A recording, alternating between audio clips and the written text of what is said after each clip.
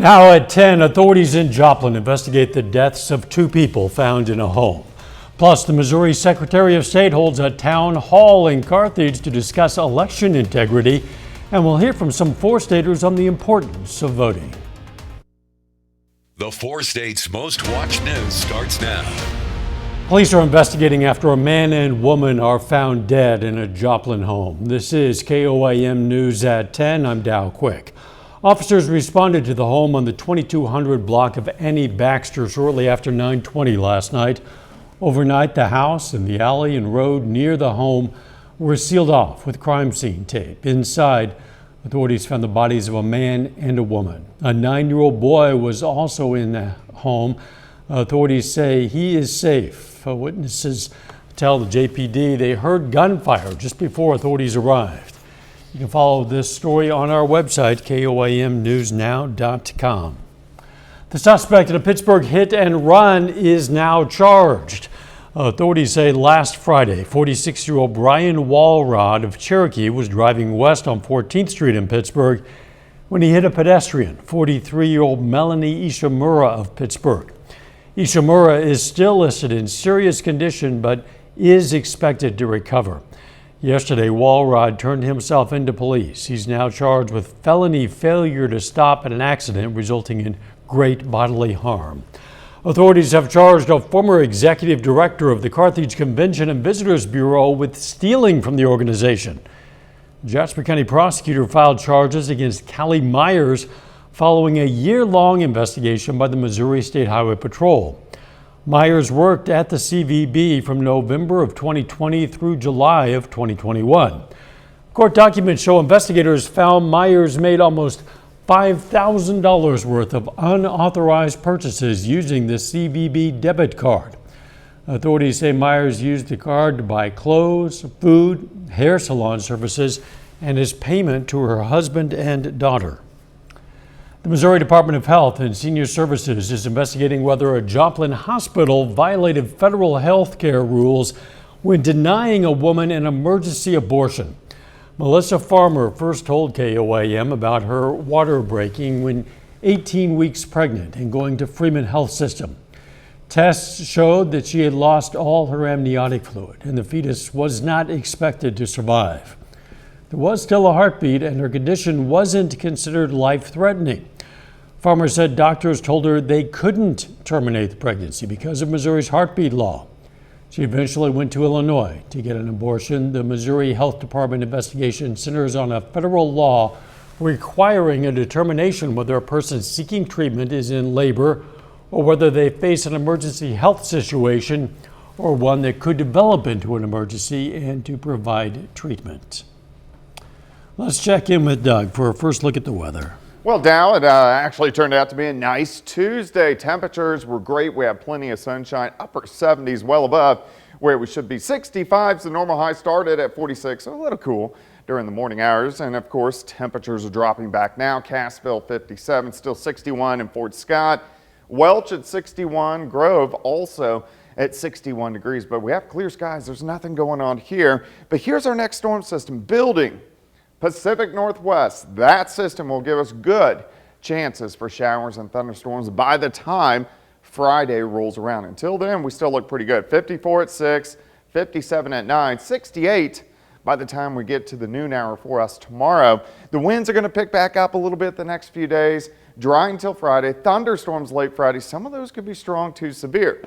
Of course, we're going to talk about it all coming up here in a bit. Catch you then.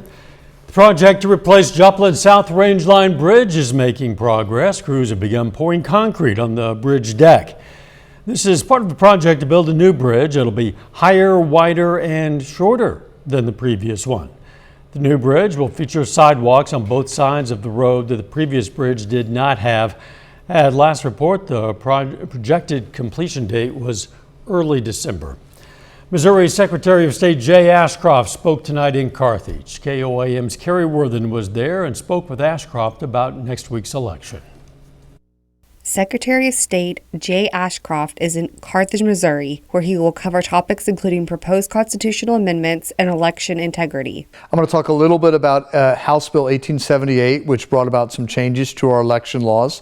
I think then I'm probably going to go through quickly each of the constitutional issues or the constitutional question, trying to let them know what they'll be voting on so they can decide how they want to vote on it. Don't really want to tell people how to vote. And then hopefully just answer whatever questions they might have, make myself available. The new voter law requires voters to use a government-issued photo ID to vote. People who don't have a photo ID on Election Day will have to vote with a provisional ballot, which takes extra few steps before it can be counted. One of the things that I'm always worried about is I don't want to create voter confusion. I don't want to create confusion at the polls. So the law was written so that even if you don't know about the changes, as long as you're registered and go to your polling place on Election Day, you can vote and your vote will count. If you are not sure where to go vote, Ashcroft says there are multiple ways that you could find out. If there are concerns when they go to vote, I would ask them not only to say something when they're there, be nice to your poll workers. They're citizens just like you and me. But I would also ask them to reach out to our office. So if there is a problem, we can help rectify it. Ashcroft also says he hopes events like this help build trust in the system. I wanted us to do better. I want a government that is focused on opportunity for everyone, allowing people to make their own decisions, and running elections and making sure that they have accessibility, security, and credibility is foundational to our form of government, and making sure that we, the people, are in charge and we have the opportunity to be the best that they can be. In Carthage, Carrie Worthen, KOAM News. That election is 1 week from today. Now, voters are telling us why it's important to cast a ballot. KOAM Shagun Bamidele has more. Voting is the chance Americans get to stand up for the issues they care about. As the midterm election is fast approaching, these elections hold tremendous importance, and the result will impact every American. I think it's important for everybody to vote. We all have a tendency to sit back and assume it's going to go one way or the other, but there again, I do think it's important for everybody to get out and cast their vote. Passers-by in the mall says voting changes policies. Because if you're not satisfied with your country, you need to vote and change it. You get to choose what you want, what the people want, not what politicians want. I think part of it is our freedom as an American to cast our votes, to represent who we want to represent us and our beliefs. A young 22-year-old woman says it is crucial for the young generation to exercise their right to vote. Just get out there and vote, because we're the coming generation, we're the future of our generation, so I think it's important for us to get our thoughts and feelings and our views out there, just because that is our right and it's something kind of special to our country. So I would vote definitely if you're of age, and I think every vote counts. In Pittsburgh, Shagun Bamidele, KOAM News. Early voting begins in Oklahoma tomorrow. It's already underway in Missouri and Kansas. Coming up, why some economists worry interest payments on the federal debt could soon outweigh military spending. Plus, the Biden administration hosts a virtual summit on school violence. Your choice. The cost to finance America's growing mountain of debt is rising rapidly as the Federal Reserve scrambles to put out the inflation fire by raising interest rates. This year alone, the federal government spent $475 billion in interest, more than $120 billion over last year. If things keep up this way, financial analysts worry that by 2025 or 2026, the U.S. may end up paying more in federal interest payments than on the country's entire defense budget, which was $767 billion this year. Banks spent more than $1 billion in ransomware-related payments last year. That's the latest data from the Treasury Department. It's more than double the amount from 2020 and the most ever reported. Sharp increase could be because banks are getting better at tracking and reporting the payments. Either way, hacking is a big national security issue. Officials from 36 allied governments are set to meet in D.C. this week to try to get control of that problem. With a sentencing hearing underway in Florida for a convicted school shooter and just a week until Election Day, the safety of children in school is among parents' top concerns. Reporter Natalie Brand has more on a national summit underway, bringing experts and educators together to address the issue. From Uvalde, Texas to St. Louis, Missouri just last week, U.S. school shootings this year have already climbed to a record high. According to Education Week, there have been 40 school shootings resulting in injuries or deaths in 2022. 34 people were killed and 88 injured. Every child, every person in this country and frankly around the world deserves a safe, secure, supportive environment in which to be educated. Homeland Security Secretary Alejandro Mayorkas kicked off a 3-day virtual summit on school safety and security.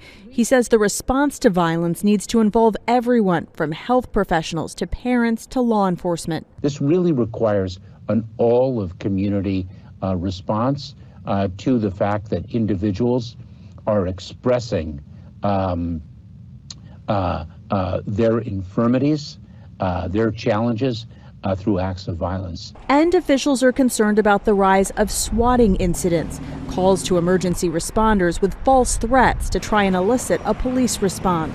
Schools are also trying to guard against cyber attacks like the one that targeted Los Angeles Unified in September. We were warned that we were susceptible to a hack. And at that point, we did not tighten up our security systems, which is unfortunate. Secretary Mayorkas says the government recommends victims not pay the ransom demand. He says federal agencies are prepared to help schools patch vulnerabilities and identify bad actors. Natalie Brent, CBS News, Washington. An overnight shooting at a private party in Houston left a famous rapper dead and 2 other people injured. Authorities say Takeoff, a member of the rap group Migos, was killed in the incident. Police say around 50 people were at that party last night at an entertainment hall. The 2 other people injured were treated for non-life-threatening injuries. Pilots at Delta Airlines have voted to authorize a strike if they're unable to negotiate a new employment contract. The parties have been working toward a new contract since 2019. Delta's pilots must get permission from a government mediation board before they can officially strike. A little bit later, the Joplin Public Library hosts a new art exhibit focused on the human eye. Plus, it looks like thunderstorms back in the forecast. We're going to talk about that coming up. Hey, it turned out to be a good Tuesday for us today. Temperatures fantastic, upper 70s. Plenty of sunshine across the region, still clear skies. Right now, nice shot of Indigo Sky, Casino and Resort just west of Seneca, Missouri. And we should continue to see those clear skies as we go through the overnight hours tonight. Temps not bad. Mid to upper 50s, Missouri, Arkansas, Oklahoma, and then you hit near 60 once you get out across southeastern parts of Kansas. Clear skies up top. Let's go to 7th and Rangeline. Sitting at 58, southerly winds 5 to 10. Those are going to pick up a little bit the next couple days. Humidity is at 56% through the morning hours. Here's your morning planner: 54 at 6, 57 at 9, 68 by the noon hour, and plenty of sunshine throughout the period. Clear skies right now. We do have some clouds, some showers, thunderstorms down through parts of Arkansas, Louisiana, and then up through the Dixie states. This wave is going to stay south of us. So here's our next storm system. This guy will start to affect us by the time we head into Friday, with pretty good chances for showers and thunderstorms. Now, until we get there, our weather looks pretty good. Now, the winds are going to pick up a little bit for us as we go into the daytime hours tomorrow. Let's start in the morning. Most of us near 50 to lower 50s. Southerly winds, we get some mid and upper level clouds kind of starting to increase by the noon hour. Upper 60s to near 70 by the noon hour. Once we get into the afternoon, looking pretty good. 75 in Carthage, Anderson 75, Columbus up to about 75, 77 in Parsons, Independence 77. So it looks pretty good as we go through the daytime hours for us tomorrow. Day planner, noon 68, 71 by 5, but I think our high should make it up to about 76. All right, let's look at those thunderstorms. On Thursday, we're going to get some storms out across central Kansas, most likely severe and most likely not getting in here Thursday night. Our better chance is Friday. Here's 7 a.m. Watch the cold front. Slides in. So we'll have some morning showers. Then most of the day looks pretty good. But thunderstorms erupt during the afternoon. So 1, 2 p.m. and they increase and then just start to push east. Here's 6, 7 o'clock. So this will most likely affect high school football games that have stuck on Friday night. Some of these thunderstorms could be strong. We can't rule out some severe weather, so we need to watch that for Friday evening. Heavy amounts of rain as the front works through. Here's midnight, takes its time. Finally, the bigger storms are gone by Saturday morning, but we're left over with showers to start the day Saturday, and then these will exit, and we look pretty good by Saturday afternoon. We need some rain. It always stinks on the weekend, but we need some rain. From this system, of course, these are just projections, but about 1 to 3 inches of rain is likely across the area. 76 tomorrow, 79 on Thursday. Showers and thunderstorms Friday. Saturday, kind of cool with those morning showers, afternoon sun. You gain an hour of sleep Saturday night, and then the sun will set about 5:30 on Sunday, which is, that's always a little bit depressing, but yeah, I don't like the trade-off. I'd give up the hour of sleep. I know, I'd rather stay on daylight saving time. Agreed. Thanks, Doug. 4 Southwest Missouri students are celebrating perfect ACT test results tonight. Thomas Jefferson Independent Day School seniors Phoenix Wade, Samantha Seto, Nat Curtis, and junior Emily Rowe all received a 36 on that test. One of the high-achieving students told us about her feelings when she found out. I think anyone is capable of a perfect score because it's not, the ACT doesn't measure, how smart you are. If you prepare hard enough and if you are able to kind of get a hold of your nerves, I think anyone is capable of it. And I think it's not a one-time and you're done deal. Like, you can take it multiple times. Fewer than 0.5% of students who've taken the test this year have achieved that perfect score. The Joplin Public Library today opened a new art exhibit inside its post-art section. The exhibit's called The Eyes Have It. It's themed around the human eye and features work from the Joplin Regional Artists Coalition in several different mediums. Well, the eyes are the windows to the soul, and so we thought about it as a theme for a show, and we thought it was a great idea. As artists, we are constantly visualizing, so we thought that it would be kind of fitting to have artwork that stared back at you. That exhibit's going to remain open until January 2nd. Still ahead, Galena football prepares to host CNC rival Columbus for a spot in the 3A state quarterfinals. And Webb City Soccer hosts Grandview, aiming to move on to the district championship. Jacob Leonard has those highlights and more up next.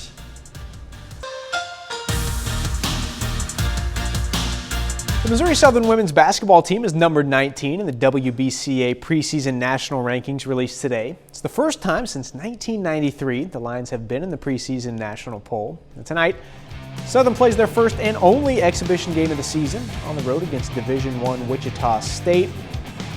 Check it out, the Lions gave them all they could handle, but the Shockers hold on 72-70 in overtime. Caitlin Honeycutt scores a team-high 15 points. Lacey Stokes adds 13, while Maddie Stokes scores 8 and grabs a team-high 16 rebounds. The Galena Bulldogs have a chance to claim a regional championship this week. Galena hosts CNC rival Columbus on Friday night for a 3A regional title. And both of these teams kind of hot right now. Galena's 7-2, and they've won 6 straight. Columbus is 4-5. However, they've won 3 in a row, including a 46-8 blowout over Burlington in the first round of the playoffs last week. So the Bulldogs know it's a tough test, but they're ready to get to Thursday, try to earn their spot in the state quarterfinals. It means a lot. It's one of our goals every year to win a regional championship and move on to the state playoffs. So it means a lot to our seniors and everybody in our program. But, we just got to take it one play at a time and see what happens for our kids. We've battled adversity early on and been able to overcome some things. So I think that's a big help for our kids. They understand that there's going to be adversity in games. You just got to play through it.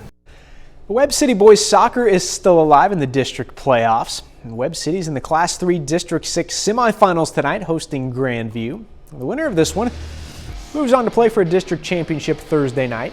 Webb City controlled the ball most of the first half. Alex Flores, nice pass here to Josh White. White was close there, and he knows it, but sails just high. Then Flores, free kick here for the Cardinals. Struck it well, but it's also just a little high.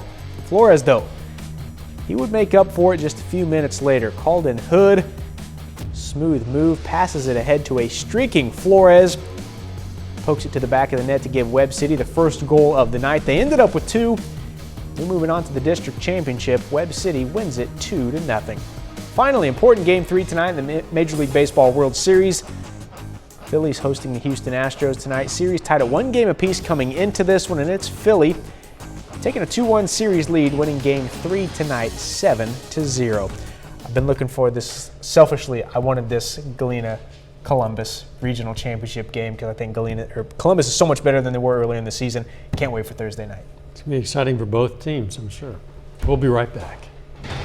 Take time now to honor a local veteran. Paul Simmons served in the U.S. Army from 1953 to 1971. The Carthage, Missouri native was stationed in Korea and Vietnam. Now we salute Sergeant Major Paul Simmons, a 4-state hero. This extremely rare first edition copy of the U.S. Constitution is going to go up for auction next month. Sotheby's auction house says it's expecting bids up to $30 million for the document. It was produced ahead of the Constitutional Convention in 1787, and Sotheby's says only 13 of the original printed texts are known to exist. So, if you win the Powerball this week, maybe that's, something you could do with 30 million of it. You could, or you don't have to. No, it's an option. It's not mandatory, for sure. The weather looking okay for a couple of days. Yeah, it looks pretty good. We are going to get some more mid and upper level clouds tomorrow and Thursday. The winds are going to pick up a little bit, fairly warm. Thunderstorms, especially late afternoon into the evening on Friday. Final sports notes. That's not great news. But anyways, good news. The Pigskin podcast is going to be out tomorrow. We had Pitt State safety Brandon Malikas on there. Got Girard preview, Frontenac preview, Seneca preview. A bunch of good stuff coming out tomorrow. Very good. Thanks for joining us. Morning show starts at 5 a.m. Let's make it a great tomorrow.